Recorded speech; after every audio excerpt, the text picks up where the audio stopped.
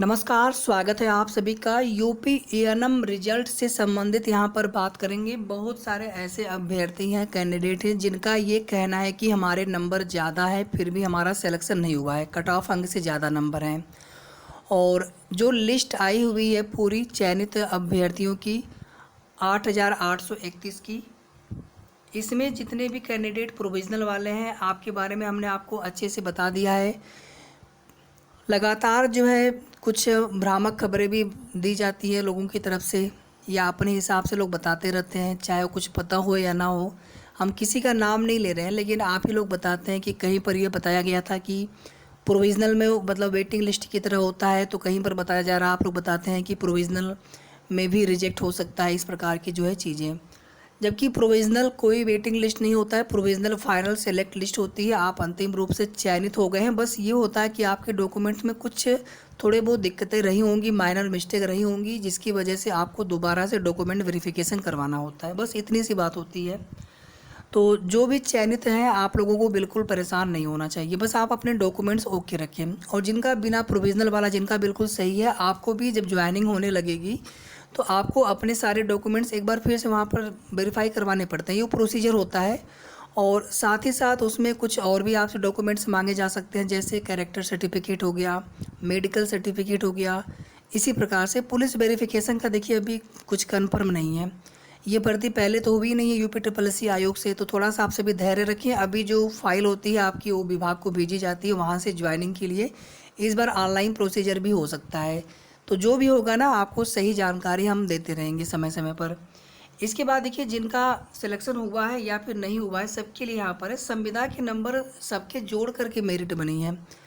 अब आपको ऐसा क्यों लग रहा है कि संविदा के नंबर नहीं जुड़े होंगे? संविदा के नंबर जोड़े गए हैं। जो प्रावधान है, जो नोटिफिकेशन में है, उससे 1% भी इधर उधर आयोग अपने हिसाब से थोड़ी चीज़ें करेंगे, नोटिफिकेशन के हिसाब से, नियमावली के हिसाब से करेंगे। इसमें जो सामान्य वर्ग के अभ्यर्थी थे, जिनको ओवर एज आयु सीमा में छूट मिल गई, क्योंकि वो लोग सबसे ज़्यादा परेशान इसी चीज़ को लेकर के हो रहे थे कि ओवर एज में छूट मिली है या फिर नहीं मिली है। दो छूट एक साथ वाला जो प्रावधान है, उसमें जनरल अभ्यर्थियों के लिए, सामान्य वर्ग के जो बहनें हैं एएनएम की, उनके लिए चीज़ें थोड़ी सी हम स्पष्ट नहीं कर पाए हैं। कर लेंगे आज हो सकता है आज ही क्लियर कर लें कि ओवर एज में छूट मिलने के बाद उनको भारांक मिला है कि नहीं मिला है। ठीक है, ये बता देंगे हम। दूसरी बात देखिए, जो लोग कह रहे थे ना, जैसे 2 ईयर है और मान लीजिए 6 मंथ का एक्सपीरियंस है, तो आप लोग देखते रहे होंगे कुछ लोग क्या बता रहे थे, 2 कट ऑफ लगेगी, 20 अंक और 25 अंक, कितनी मतलब गलत चीज़ें बताई जाती थी। हमें तो मतलब इतना आश्चर्य होता था कि ऐसा लोग क्यों बताते हैं। उनको ये भी समझ में नहीं आता कि आपको हज़ारों लोग देखने वाले हैं, कितनी गलत इन्फॉर्मेशन लोगों तक जाती है। कोई भरोसा करके आपका वीडियो देख रहा है, और फिर वहीं से लोग देख कर आते थे, हमारे वीडियो पर भी कमेंट करते थे कि आप सही नहीं बताते हैं, भले ही वीडियो उन्होंने कभी देखा भी हो, पूरा ना हो, वो बात की बात है। तो हमने आपको तब भी बताया था कि कोई भी ऐसा कट ऑफ अंक लागू नहीं होता है, ये पूरी तरह से गलत है। और आप आज देख लिए, आपकी कैटेगरी वाइज ही कट ऑफ बनती है, कोई 20-25 नंबर वाला कट ऑफ नहीं होता है। दूसरी बात देखिए, हमने आपको तभी भी बताया था कि 1 साल 2 साल के ही आपको भारांक मिलेंगे, महीने का भारांक नहीं मिलना है, क्योंकि नोटिफिकेशन में ऐसा मेंशन नहीं है। तो आप लोग क्या कहते थे, कुछ कमेंट आते भी हमारे पास, अभी भी वो कमेंट हैं, देखते हैं हम। वो लोग कहते थे कि आपको नहीं पता है, तो अब आप बता दीजिए किसको पता है, किसको नहीं पता है। तो वर्ष के ही मिले हैं भारांक, उसमें कोई 3 महीने 4 महीने का पर एक अंक के हिसाब से किसी को भारांक नहीं दिया गया है। और संविदा के नंबर सबके मेरिट से पहले जुड़ करके मेरिट बनी है। ठीक है, ये बिल्कुल आप भ्रम निकाल दीजिए मन से। हो सकता है कि किसी एएनएम बहन का सिलेक्शन नहीं हो पाया हो, तो उनको ऐसा लग रहा हो कि हमारे नंबर नहीं जोड़े गए हैं क्या। अभी हम एक भैया से बात कर रहे थे, वो बता रहे थे कि उनके जो है 50 नंबर है एससी कैटेगरी में, और बात सुनते भी तो नहीं है सब लोग। दिक्कत तो ये है, बस अपना लोग बताते रहेंगे। इन्होंने क्या किया है, हस्बैंड साइड का कास्ट सर्टिफिकेट जमा किया है। और हमने उस समय कितनी बार मतलब एक ही बात रिपीट करते थे कि आपको पिता पक्ष का दे करके आना है, चाहे जैसे आप दे करके आइए। अगर वहाँ पर नहीं लेते तो आप वहाँ से वापस मत आइए कि भैया आप क्यों नहीं लेंगे। जो वहाँ पे वेरिफिकेशन करने वाले स्टाफ हैं कि वो मना क्यों कर रहे हैं, मना कर रहे हैं तो आप उनको नोटिफिकेशन बताइए, नोटिफिकेशन में क्या लिखा है, पिता पक्ष का देना है। अगर हमारा सिलेक्शन नहीं हुआ तो आप उसकी जिम्मेदारी लेंगे तो आप लिख करके दीजिए, और हमें कोई बात नहीं, हम चले जाते हैं घर। तो इसमें जो नया दे रहे थे हमने कहा था कि आप एक एफिडेविट लिख करके दे दीजिएगा कि हम पुराना जो है पिता पक्ष से नहीं बन पाया था, क्योंकि हमारा हस्बैंड साइड का बना था, हमने जो है अब बनवाया है, ऑफलाइन बना। उसमें कोई दिक्कत वाली बात नहीं थी, 10 रुपये के स्टैम्प पेपर पे एक एफिडेविट लिखवाना था। ये सब प्रोसीजर जो जिन लोगों ने फॉलो किया है, आज उन सभी बहनों का सिलेक्शन हुआ है।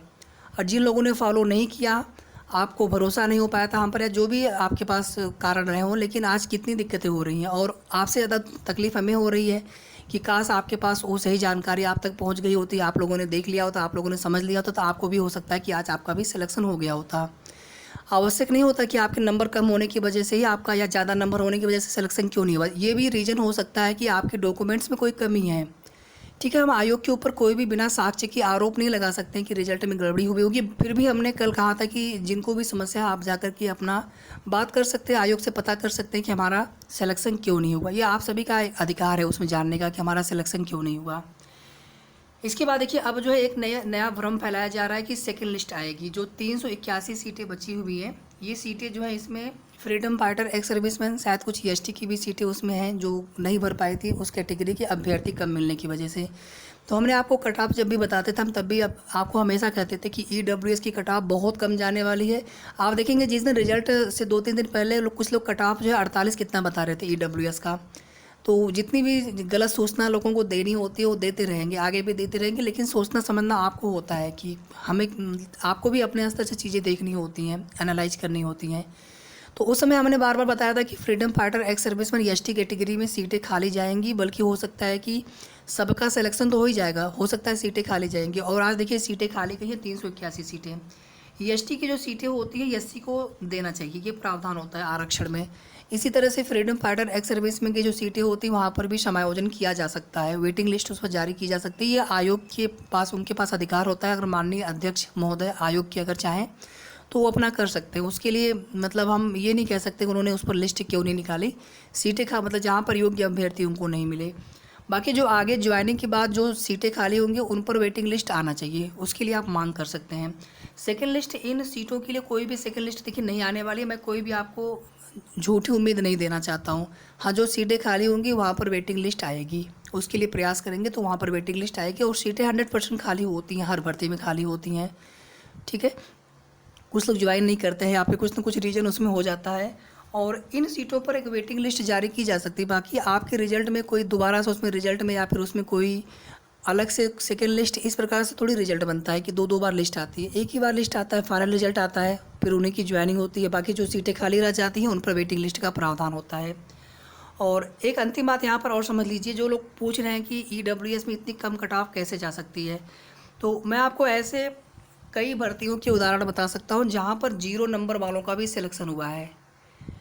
देखिए, रीज़न यहाँ पर ये नहीं होता है कि इनकी कट ऑफ बाकी कैटेगरी से कम क्यों गई है। ईडब्ल्यूएस में बहुत सारे लोगों के प्रमाण पत्र जो है अवैध कर दिए गए, मतलब गलत बता दिया कि आपका प्रमाण पत्र सही नहीं है, जिसकी वजह से ईडब्ल्यूएस में पूरे अभ्यर्थी नहीं मिले। 921 सीटें थी और अभ्यर्थी कम मिले हैं। और जो सीटें बची तो वो सीटें अन्य रिजर्व में जोड़ दी गई थी, जहाँ पर सभी कैटेगरी की जो अच्छे मेरिट वाले अभ्यर्थी थे उनका सिलेक्शन हुआ है। सिर्फ जनरल नहीं, सभी का सिलेक्शन हुआ है।